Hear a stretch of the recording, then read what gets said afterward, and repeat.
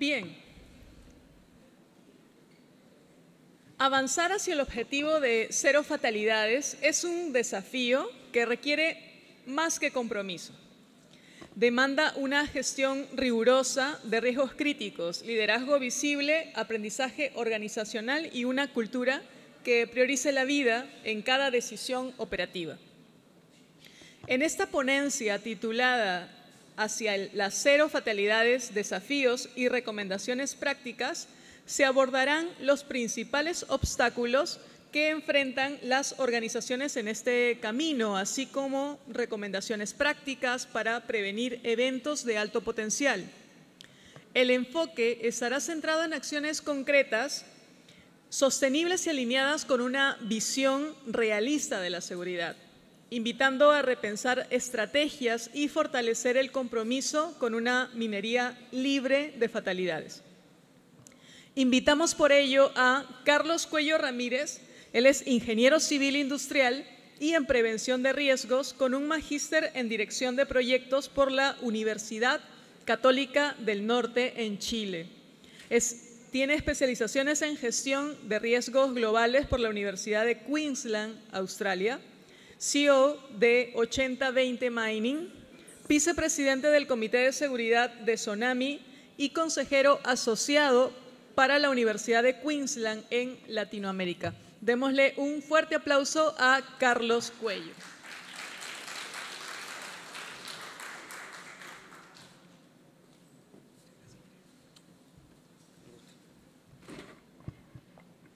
Muy buenas tardes a todas, a todos. Vamos a dar unos segundos para que la gente que está ingresando pueda disfrutar de esta presentación.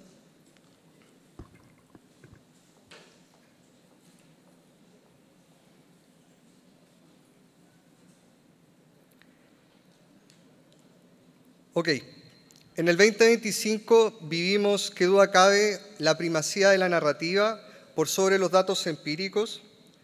Comenzando con esta presentación y como un contexto minero que nos reúne el día de hoy, y dejando primero esta primera parte para pasar a los temas más de seguridad, comentarles que estamos viviendo riesgos que según la consultora EY, que todos los años los propone en octubre, les sugiero revisar esta publicación siempre, establece los 10 principales riesgos que estamos viviendo en minería el 2025. Esto no tiene nada que ver con seguridad o tiene todo que ver con seguridad. El primer riesgo establecido tiene que ver con el capital, en donde debemos equilibrar el crecimiento y los rendimientos para los inversionistas. Es por ello que hemos visto en los últimos tiempos varias instancias de fusiones entre grandes compañías mineras, así como acuerdos para poder generar mayor rentabilidad. Y en el punto 4, por primera vez aparecen los temas de deflexión, que quiere decir agotamiento de las reservas, que son bastante relevantes. Pero tengo que hacer un anuncio de utilidad pública. Esta no es una presentación, sino un despertador. En el mundo, cada 15 segundos, a causa y con ocasión del trabajo, fallece algún trabajador. Y en la minería peruana hemos tenido que lamentar un total de 1.236 trabajadores fallecidos desde el 2000 al 2025, según cifras revisadas en el Ministerio de Energía y Minas. Que si lo comparamos a los últimos conflictos geopolíticos acaecidos sobre todo en el año 2024, tales como conflictos entre Rusia y Ucrania, Afganistán, Israel, con Palestina y tantos otros, hemos tenido que lamentar 233.000 personas fallecidas, que es una cifra impresionantemente alta que no se daba desde la Segunda Guerra Mundial. Pero que si hacemos el versus con el trabajo en los distintos lugares de trabajo, casi 3 millones de personas fallecen, sobre todo por enfermedades profesionales. Ahora bien, podría surgir una duda razonable de por qué me dedico al tema de erradicar la fatalidad. Y comentarles que tuve una triste casualidad en el año 2013. No era del área de prevención de riesgos propiamente tal, estaba trabajando como control document en una compañía y en ella me invitaron, entre comillas, a ser parte de una comisión de investigación de un accidente fatal. Yo no tenía mayor información de prevención, ni de controles críticos, ni de tantas cosas, solamente era un escribano dentro de un grupo que estaba investigando. Y por lo tanto me tocó presenciar muchas entrevistas y creo que eso con un cierto grado de objetividad en el sentido que no sabía de reason, no sabía de jerarquía de controles, ni nada, ni mucho menos. Entonces tenía una visión más bien hacia si había algún culpable. Y consistentemente, mientras ocurrían las entrevistas, vi un montón de personas, mujeres, hombres, mayores, menores, y en ninguno de ellos vi ningún rasgo de alguna aparente flagrancia o alguien que no haya querido hacer algo en algún minuto. Incluso un gerente de operaciones al cual entrevistamos me decía: Carlos, todavía no me perdono de haber ido a verificar un lado y no haber estado en ese lugar donde falleció este joven de tan solo 21 años que hacía un programa de comunidad para tratar de integrarse en edades tempranas a la compañía. Era de la comunidad más cercana. Él fallece y cae desde 17 metros. Ahora bien, y como le tengo mucho cariño a los peruanos, tengo muchos amigos, puedo decirlo también, quiero hacer una declaración de principios para que nos conozcamos. Primero, que creo que tenemos toda la información y la tecnología para que no ocurran más accidentes fatales. Segundo, que he dedicado los últimos 9 años de mi vida a pensar en cómo erradicar la fatalidad en la minería. Y tercero, más encima creo que es posible.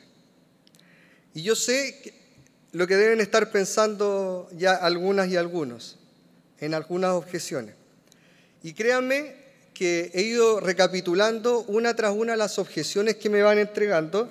De hecho, el día de hoy en la mañana escuchaba algunas presentaciones que hacían alusión a esto y las voy a presentar porque creo que les puede servir. Lo primero que me han dicho es que es imposible erradicar la fatalidad. Segundo, Carlos, es un lindo objetivo, pero es demasiado ambicioso. Tercero, hablar de fatalidad da una especie de rechazo. ¿No has pensado en hablar en positivo? Cuarto, la minería mueve muchas personas y las energías son demasiado peligrosas. Quinto, en minería trabajamos con personas y las personas se equivocan. Y por último, y la más actualizada, es nadie quiere que alguien fallezca. Todas estas objeciones tienen sentido, por ejemplo, en los coffee break después de las presentaciones, donde dicen: Carlos, estuvo muy buena la presentación, pero... y las voy sumando en el fondo. Y ok, como estamos en el contexto peruano, hice la tarea y analicé algunos datos y los debo felicitar. Generé algunos números a partir de, sobre todo, el boletín estadístico minero, que debo decir esto y ojalá que los que graben puedan borrar esta parte. Creo que están mucho más adelantados que en Chile en materia de indicadores mensuales de la minería. Siento que estoy mucho más informado lo que pasa en Perú mes a mes que lo que ocurre en Chile, que tendemos a tener informes bastante robustos en Cernagiomín, pero son anuales. Y hay que esperar por lo menos hasta abril, mayo para tener los datos a ciencia cierta y no preliminares. Lo primero, en la parte izquierda superior, la gran inversión en minería. Pasaron en el 2024 de 292 millones a 368 millones de dólares, es decir, un 26,1% más de inversión. En la parte derecha al costado me permití hacer esta presentación en LinkedIn, donde soy bastante activo con los principales proyectos mineros, donde destaco el proyecto de Conga de Newmont, que alcanza los 4.800 millones de dólares, el Galeno de Lumina Copper con 3.500 millones y Hierro Apurimac de AF con la friolera de 2.900 millones de dólares. Y con un índice de frecuencia que hoy día comentaban desde la ICEM, que queremos mejorar con un 2,42, pero que tiene todo el sentido con todas las energías también que podamos mover. Por lo tanto, me tomé el atrevimiento de decir que yo veo la minería peruana como un Tesla. ¿Por qué? Primero, porque es rápida y eficiente. Es la segunda mayor exportador de cobre, con leyes de mineral de más del 20% al promedio global. Segundo, está siendo sumamente sustentable. Tomé algunos ejemplos, como que en Antamina operan con un uso significativo de energía solar. Y tercero, automatizada, camiones autónomos como en Quellaveco y el uso de drones de monitoreo. Toda esta información es pública y la podemos revisar. razón suficiente como para sentirnos totalmente orgullosos de lo que están haciendo ustedes en Perú. Pero lamentablemente este Tesla moderno, eficiente y rápido tiene un problema, solo un gran problema, que si tienes un accidente tienes solamente dos opciones: o falleces o quedas herido gravemente.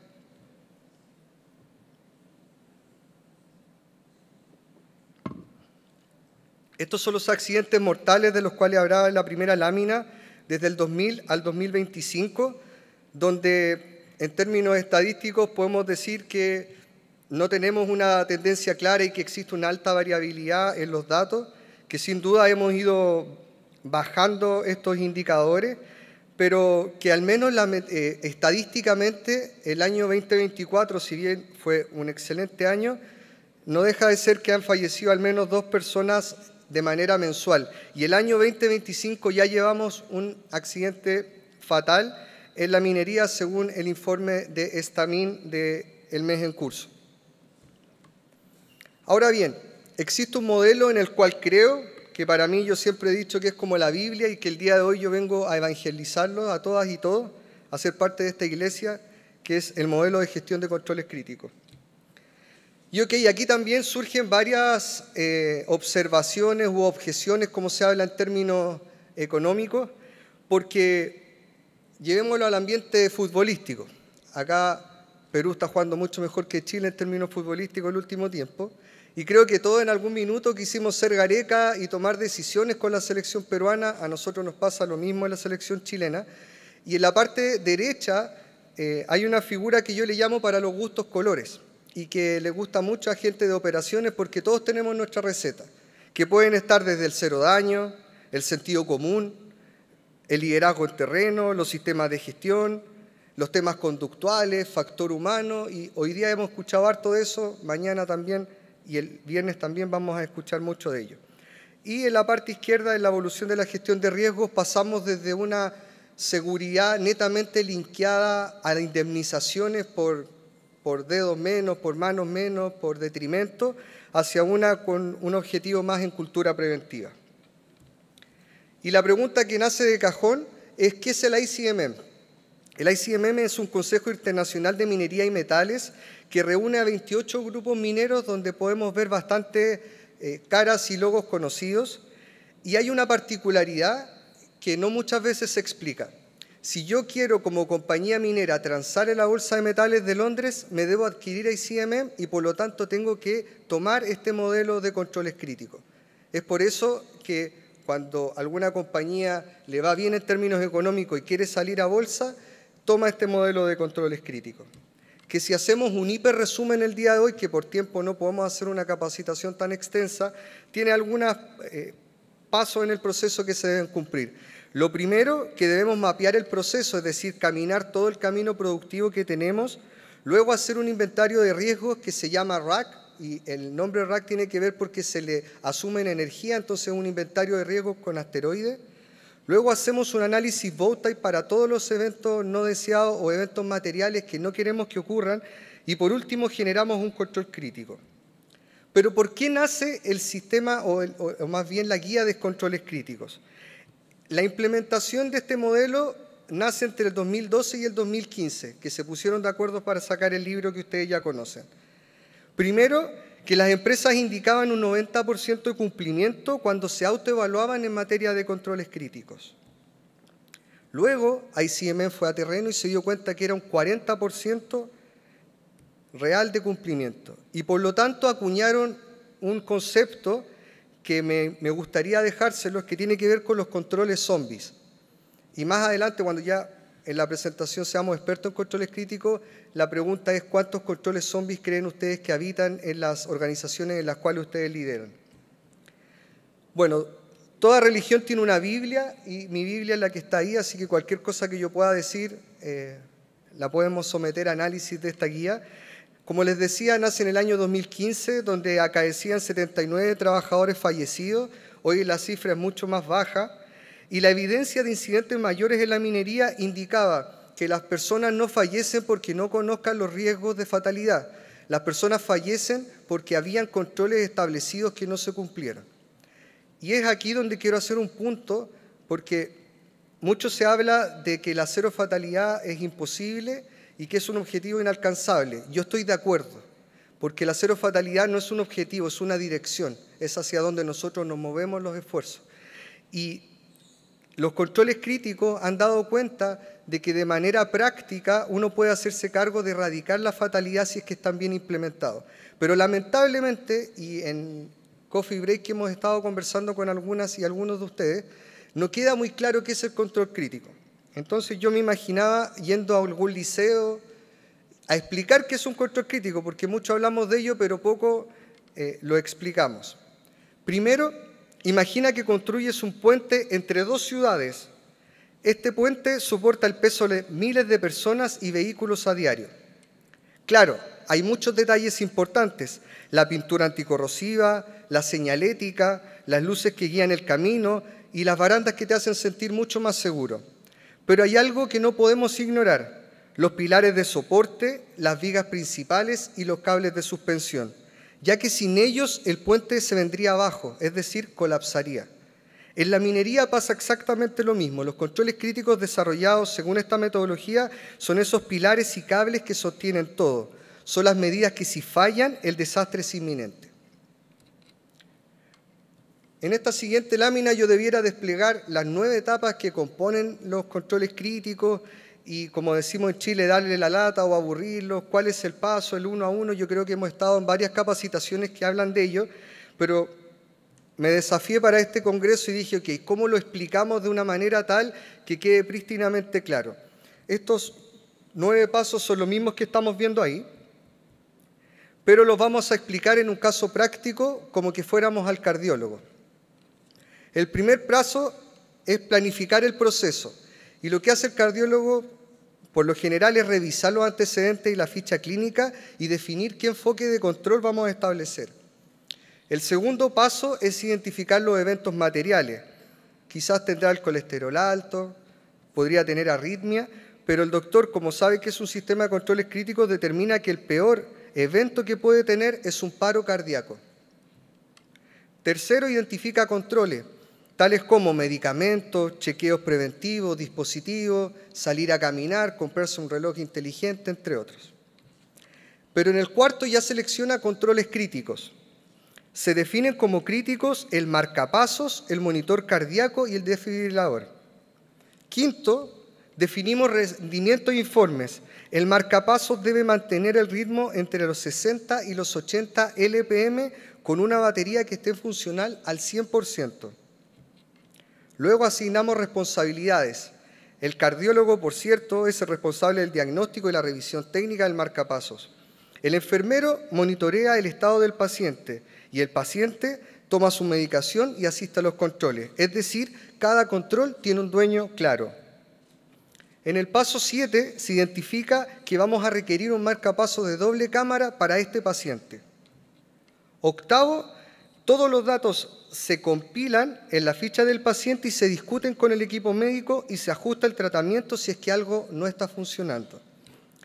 Y por último, si existe algún rendimiento inadecuado y si el marcapasos, por cierto, falla, se notifica de manera inmediata al cardiólogo, se activa el protocolo de urgencia.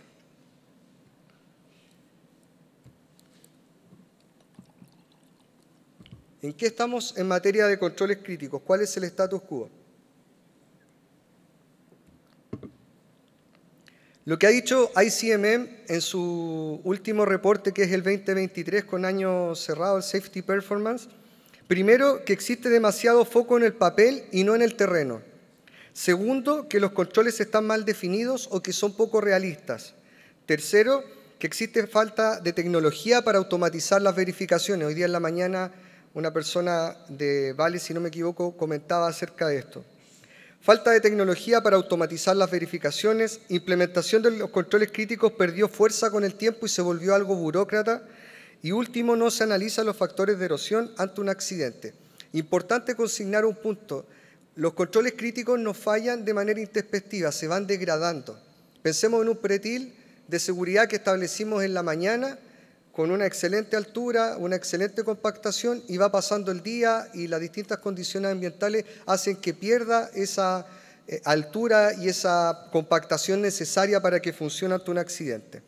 Por lo tanto, pasamos desde el 2012 con una baja sostenida y disminución de los indicadores a una meseta entre el 2019 y el 2022, y lamentablemente en el 2023 es el primer año que tenemos más 3 accidentes fatales que el año anterior. Y por cierto, el año 2019 en Brumadinho se generó una catástrofe con más de 250 personas fallecidas. Vamos a volver de eso al último de la presentación. Y aquí dace siempre una duda bien plausible, que en el fondo es: ¿cuántos son los riesgos de fatalidad, Carlos? ¿A dónde ponemos el acento? Y el acento es bastante claro. En el mundo hay un top 3 de accidentes fatales si tomamos cada uno de ellos. El primero y número 1 es caída de roca. El segundo tiene que ver con equipos en movimiento y el tercero aquellos asociados con las maquinarias. Y si nosotros nos vamos a Perú, el 50% de los accidentes fatales son también con caída de roca. ¿Hago esta presentación para asustarlos o para decir tenemos que hacer algo distinto? En el fondo la presentación tiene que ver con que los riesgos de fatalidad no son desconocidos, no son inciertos, sabemos cuáles son, y si los que estamos acá en este congreso estamos expuestos a una caída de roca, es redoblar los esfuerzos, porque es un riesgo de fatalidad que lamentablemente ha materializado varias fatalidades. Ahora bien, en materia de recomendaciones y aprendizajes y algunas sugerencias con los controles críticos, me voy a permitir comentar algunas para pasar también de la problemática a la solucionática. Hay un documento bien interesante de ICMM que se llama Fatality Prevention, 8 lecciones aprendidas para la reducción de fatalidades. En ellas se establecen 8 grandes lecciones aprendidas. Primero, que las organizaciones que tienen 0 fatalidades es porque tienen una mentalidad en esa línea, creen que es posible, como nos decía Belisario, por ejemplo, en MinSur. Segundo, que el liderazgo tiene que vivir en cada uno de los niveles de la compañía. El liderazgo no es algo de responsabilidad netamente del gerente, ni del supervisor, ni del operador, sino que de todas y todos los que trabajan. Tercero, la gestión de cambio. Han existido accidentes fatales que se provocan por una gestión del cambio mal administrada. Como decía James Reason, para parafrasearlo, que lo comentaba Belisario, cada nueva incorporación, adopción tecnológica trae consigo también un nuevo riesgo. Eso by the book es así. Cuarto, aprender del pasado. Es decir, lo único bueno que ocurran accidentes graves o de alto potencial, ¿para qué también ser tan trágico?, es que nos permite aprender. Si nos ocurre el accidente y no aprendemos, estamos perdiendo 2 veces. Quinto, es la capacidad demostrada para trabajar en gestión de riesgo, y en eso es un desafío de todas y todos, porque si implementamos este tipo de modelos también tenemos que tener una capacidad técnica de hacerlo simple y sencillo para las personas. Este modelo en muchos lugares es muy pesado. Me toca en estos momentos hacer una consultoría a una gran compañía en Chile. Por confidencialidad no puedo dar el dato, pero si nos leyéramos todos los informes de controles críticos que tienen, son 1.680 páginas. Es decir, más de 20 y tantas horas solamente leyendo este modelo de fatalidad que supuestamente, y como veíamos el ejemplo del cardiólogo, tienen que ser muy puntuales. Sexto, que los controles críticos sean cruciales, es decir, no debemos perder nunca la mirada de que los controles críticos son pocos y son definitivos. Son aquellos que claramente, como premisa de valor, evitan la fatalidad. Y acá también hago un anuncio importante. Hoy día veíamos presentaciones bien interesantes hacia la parte ergonómica, a la parte de seguridad, todos sus procesos, y este sistema o este modelo nos viene a hacerse cargo de eventos que, por ejemplo, veamos en los índices de frecuencia. En Perú tenemos un índice de frecuencia sobre 2, debiéramos hacer acciones, pero estamos cerca de un objetivo palpable. Lo que vengo a decir el día de hoy es que en temas de fatalidad hagamos cosas distintas, que gestionemos realmente esos riesgos de fatalidad. 7, la caída de roca o desprendimiento de tierra nos tiene que enfocar y desafiar a hacer las cosas distintas, ya que materializa demasiados accidentes fatales a nivel mundial. Y octavo, que más vale prevenir que curar, pero más que el concepto teórico de aquello, es que siempre más vale posicionarse en actividades que vayan hacia lo preventivo más que a lo reactivo. Por otro lado, existen algunos papers bien interesantes de controles críticos que no siempre son explicados en estas capacitaciones y que son súper relevantes. Por ejemplo, la importancia de verificar controles críticos. ¿Por qué? Porque existe una regla de oro en el control crítico que dice que para que un control crítico opere en terreno, primero debe estar bien definido desde el diseño, que yo creo que en eso no hay mayores complicaciones. Segundo, implementado, que también creo que lo hacemos bastante bien, pero tercero, verificado. Y hablando de verificado, quiere decir que la efectividad no se asume, la efectividad se demuestra.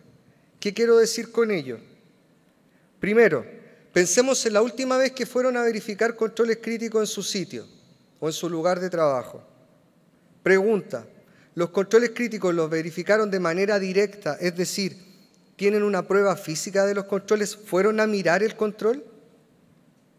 ¿O la revisión fue indirecta? Es decir, le pedí el checklist y que estuviera correctamente firmado. O tercero, le pregunté al supervisor a cargo, ¿cumplió con el checklist o la bitácora de lo que sea? Por lo tanto, ¿fue un control crítico verificado asumido? Levante la mano quien cree que estamos en la verificación de controles críticos directos. Levante la mano quien cree que estamos en la verificación de controles críticos indirectos. Y por último, ¿quiénes creen que estamos revisando controles críticos asumidos?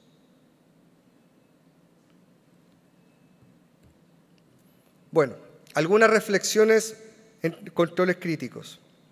Primera pregunta que me gustaría que se llevaran el día de hoy. ¿El control crítico que tengo a cargo está funcionando hoy? Segundo, y más importante aún, la gestión de controles críticos no es un sistema de gestión. Por eso, en las presentaciones que veía y en otras que también he presentado, se tiende a atacar mucho este modelo porque se le iguala a un sistema de gestión. Y no es un sistema de gestión, es un sistema de aprendizaje. Si no logramos aprender con los accidentes que van ocurriendo o con la reportabilidad que se está estableciendo, no es un sistema que funcione, porque el sistema supone ir revisando las causas y los factores de erosión que provocan estos accidentes fatales.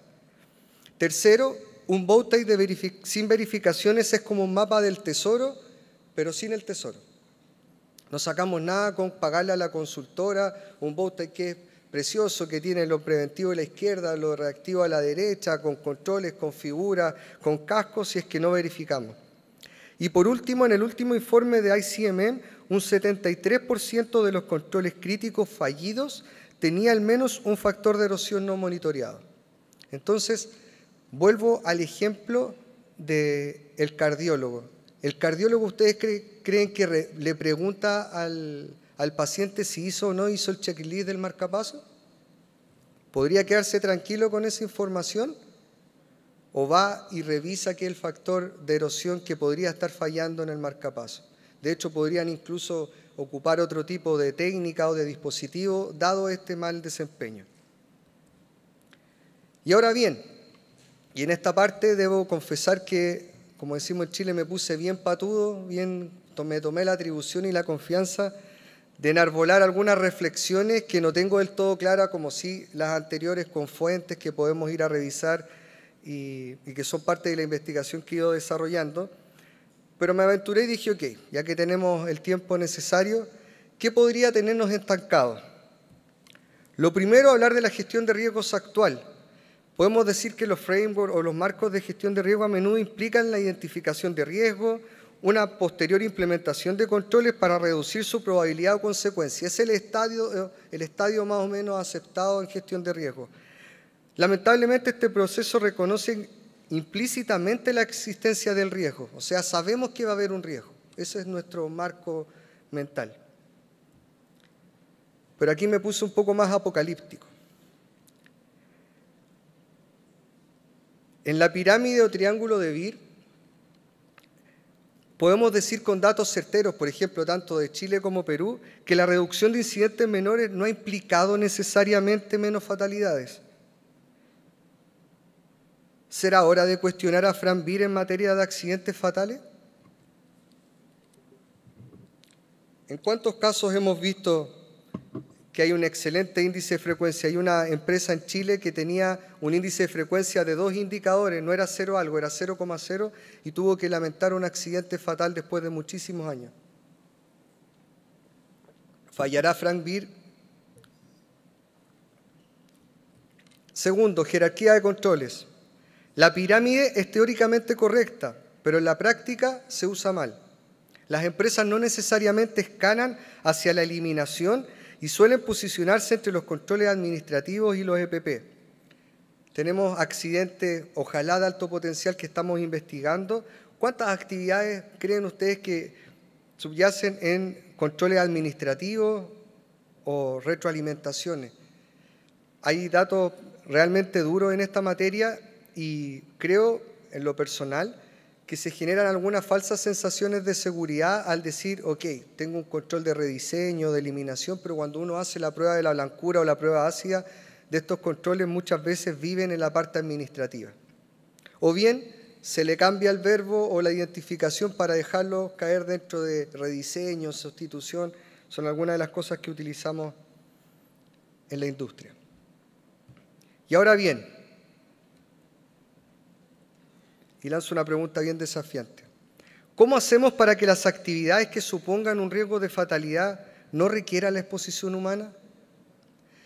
Y a esta pregunta debo ser bien noble y llegué luego de una reflexión interna por un reportaje que veía de Elon Musk en SpaceX y dicen que muchos de los grandes inventores se hacen esta gran reflexión de ¿qué supuesto estoy tomando como cierto que quizás si no lo tuviera las cosas podrían cambiar?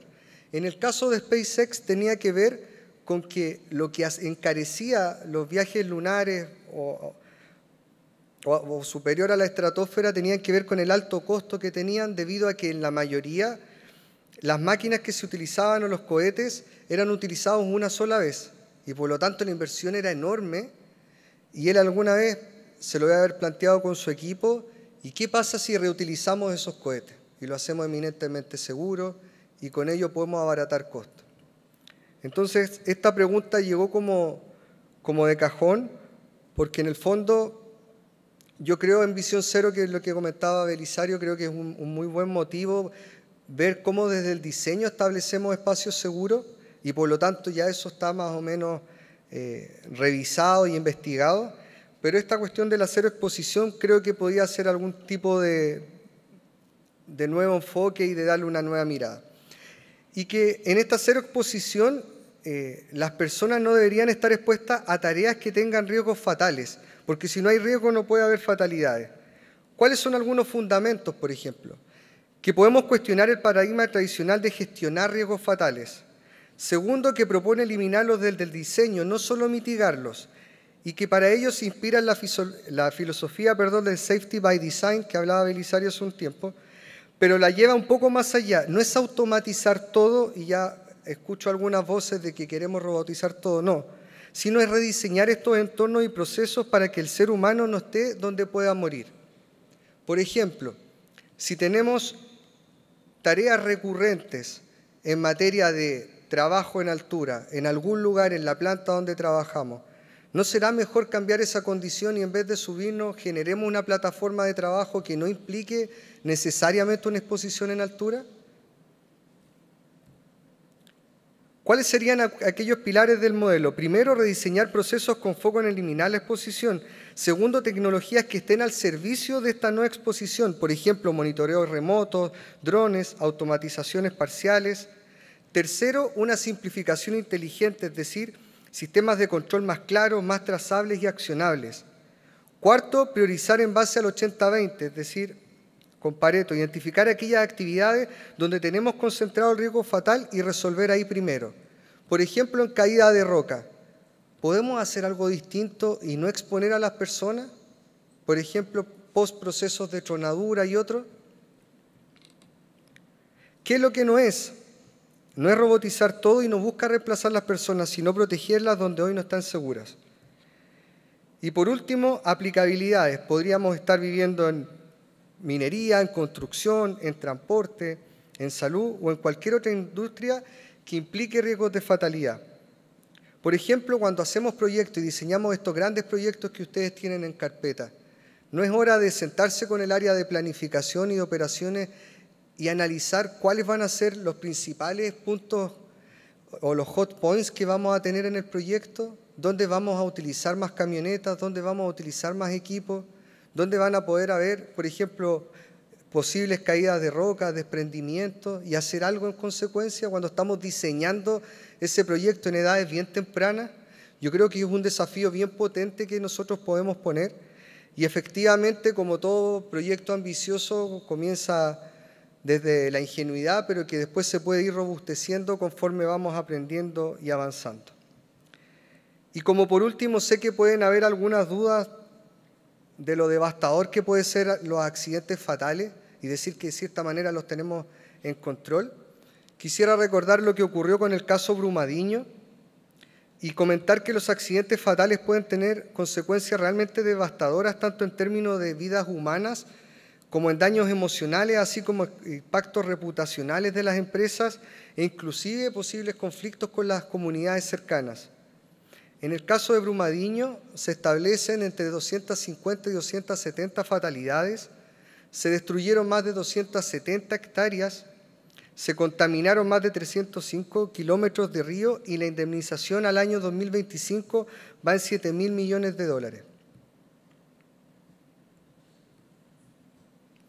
Y como reflexión final, en el paradigma actual la gestión de controles críticos es una herramienta fundamental para evitar accidentes fatales. Pero también es momento de mirar más allá y decirnos si era hora de dejar de gestionar los riesgos fatales y comenzar a eliminar al humano de la exposición a estos riesgos, para que este Tesla que conducimos en Perú sea mucho más rápido, eficiente y seguro. Muchas gracias.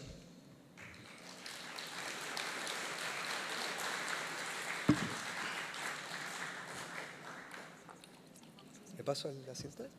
Ya.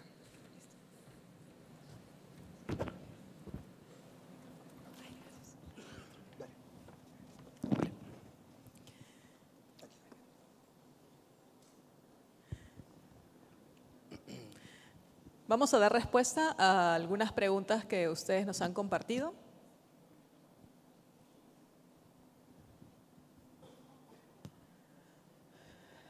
Tenemos a Virginia Pinto, que se encuentra ahora con nosotros. Nos dice, ¿cuál sería la estrategia cuando al realizar un bow-tie se identifican controles críticos que la realidad financiera de la operación minera no puede costear o implementar? Perfecto. Voy a parar mejor porque es medio cómodo estar sentado hoy. Virginia, gracias por tu pregunta. Lo primero, y va a ser un poco duro lo que voy a comentar, pero las mineras o las compañías donde se implementa este modelo deben vivir de acuerdo a su realidad.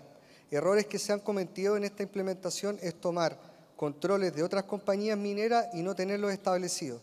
En ese momento el sistema pierde credibilidad y pensamos que de alguna manera también nos baja la moral en el sentido de decir no estamos en el mismo estadio de otras compañías.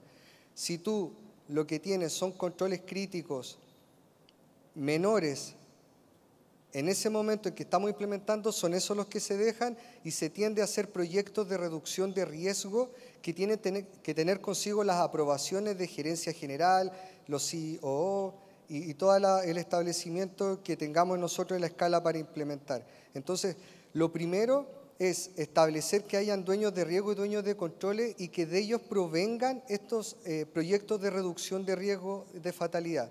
Primero, no los podemos dejar como controles críticos implementados porque no lo son y nos van a dar una falsa sensación de seguridad, pero sí identificarlos en el bow-tie y en la parte inferior, tanto preventivo como mitigador, uno coloca estos proyectos de reducción de riesgos e intenta salir a buscar estos presupuestos. Y ya que tenemos un poco de tiempo, Yuri, comentar que algo que sucede a menudo es que las áreas de riesgos del negocio con las áreas de seguridad y salud no son la misma área en algunas compañías y por lo tanto se pelean los mismos presupuestos ante un comité o ante un directorio para hacer lo mismo. Entonces también es la hora de ponernos de acuerdo, conversar y llevar a cabo este proyecto de reducción de fatalidad y cómo mostrando, por ejemplo, la reportabilidad tanto preventiva como reactiva que ha materializado accidentes y que no ha detenido la operación, porque en cada accidente que ocurre se detiene la operación en ese sector y eso hace imposible la producción, por lo tanto no estamos desalineados. Eso sería mi consejo, Virginia. Muchísimas gracias, Carlos. Vamos a continuar con la siguiente pregunta.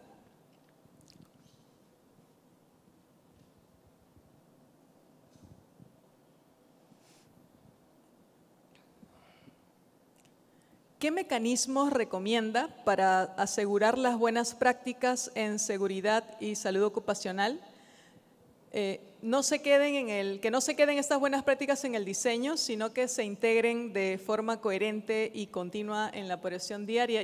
Bueno, en este caso yo hacía esa pregunta, Carlos, porque el día de ayer justamente tenemos el programa de supervisores, estaba en una unidad minera, y algunos supervisores del área de mantenimiento, por ejemplo, comentaban que el área de seguridad realizaba esta práctica muy habitual de acercarse al área, tomar la fotografía y cero interacción y reportes, ¿no? Entonces, por eso me parecía importante porque mencionaba sobre los controles zombies y me hacía pensar también que de repente no sé si los zombies estamos siendo nosotros, además de los controles, por favor. Bueno, voy a utilizar esa analogía en otras presentaciones. ¿Qué mecanismo recomiendo? Yo creo que estaría lleno de dinero si tuviera la respuesta así concreta, pero lo primero, algunas cosas de las que sí he tenido información. Por ejemplo, en Australia los bow tie se utilizan para capacitar a los operadores, por ejemplo, de maquinaria. Entonces son sencillos, son fáciles, se le explican, no son muy pesados como los tenemos en algunas compañías y por lo tanto ese es un muy buen insumo que entrega el modelo de controles críticos cuando está bien hecho y bien realizado y esa práctica es coherente. Segundo, que nosotros en este modelo cada vez que ocurre un accidente debemos ir a mirar el bow tie. ¿Por qué? Porque debemos mirar si la causa estaba advertida y si nuestro control crítico o control no crítico estaba identificado dentro de este bow tie. Y tercero, creo más que nunca en la simplicidad. Estoy haciendo una consultoría en una gran compañía y, como mencionaba anteriormente, el sistema es muy pesado por diseño. Por diseño está hecho así, tiene muchas páginas, los reglamentos son enormes y por lo tanto tender ojalá hacia los one page o documentos que en tan solo una página den cuenta de lo que tú quieres informar. Un gran problema que tenemos en área de prevención y bueno, en la mayoría de las áreas es que tenemos un objetivo, por ejemplo, administrar la gestión de cambios. Lo que queremos es que los cambios que se realicen no alteren a las personas, ni a los equipos, ni las comunidades, por ejemplo. Pero ¿en qué párrafo decimos eso del documento? Queda muy escondido entre las responsabilidades, quién se hace cargo de qué es lo que es un cambio, un checklist de 3, 4 páginas que nadie lee. Entonces creo que en este sentido hay que ser persuasivo de aquello que queremos informar, ser muy deliberado en decirlo. Y eso es algo que me gusta también de esta metodología porque se llama de controles críticos porque establece que controles críticos son los que evitan las fatalidades. No es otra cosa. Entonces creo que por ahí sería mi recomendación a primero preguntarnos qué es lo que quiero informarle a los operadores, a los supervisores y tratar de que en ese mensaje vaya esta pastilla, por decirlo así, para ser entregada de manera deliberada y súper clara. Muchísimas gracias, Carlos. Tenemos, creo, una última pregunta. ¿Me confirman, por favor? Nos dice, Carlos, en tu experiencia aplicando el marco del ICMM, ¿cuáles han sido los mayores desafíos al momento de estandarizar la identificación de riesgos críticos en operaciones con múltiples unidades y realidades culturales distintas? Nos hace la consulta Florentino Sánchez, que nos acompaña también. Gracias, Florentino. Me tocó tener una reunión con una compañía que tenía las operaciones principales en Sudáfrica y lo que comentaban, ellos eran del área de perforación, que para poder hacer un control crítico con las distintas perforadoras y todo, tenían que tomar el riesgo de liberación descontrolada de energía para aplicar un solo control crítico, porque no tenían algo de manera más detallada para ese equipo. Entonces, al preguntarle por qué ocurría eso, nos comentaban que el gobierno central estaba en Sudáfrica, que los champions, dueños de riesgo y dueños de control, estaban allá, que las herramientas estaban en inglés y que por lo tanto lo tenían que implementar de esa manera. Entonces, por cierto que hay complicaciones bien relevantes, pero creo que primero que todo este sistema tiene que vivir dentro de la faena donde se trabaja. Hay un gran trabajo ahí en que los dueños de controles, es decir, que esté vivo ese control, sean de la faena propiamente tal, que las herramientas estén en español si es el idioma predominante y que esa gobernanza de la cual hablaban en la mañana, que me gustó mucho el término, sea adecuada a lo que estamos viviendo en la realidad. Por cierto que hay realidades culturales súper distintas, pero en el fondo lo que nosotros queremos hacer es cumplir con esta implementación, pero para cumplir con esa implementación, en la etapa 7 del proceso dice que tú tienes que implementar de acuerdo al sitio, y lo dice así establecidamente, al sitio. Si tú tienes una fundición, tú vas a trabajar en torno a una fundición, a una concentradora, a una planta de lixiviación, tienes que tener ese sentido de realidad en lo que tú estás implementando, y por lo tanto la invitación sería a no dejar de cumplir con ese modelo, pero sí traducirlo, y como hablábamos con Belisario en el almuerzo, traducirlo de buena manera, que no hayan errores técnicos en esa traducción de lo que se quiere decir, pero también traerlo a la faena y que hayan dueños de riesgo y dueños de control dentro de la faena, porque como ocurren accidentes, tenemos esa data real que nos va diciendo qué control está siendo erosionado. Entonces, es un bowtie que está estático 2 o 3 años, es un mal bowtie. Si tenemos un bowtie en nuestra organización de ese tipo, no están haciendo las cosas bien. ¿Por qué? Porque han ocurrido muchos accidentes o algunos accidentes que podrían haber actualizado ese bowtie, y quiere decir que no está escrito en piedra, sino que es un aprendizaje que uno tiene que tener constantemente, Yuri. Bien, muchísimas gracias, Carlos. Un fuerte aplauso, por favor.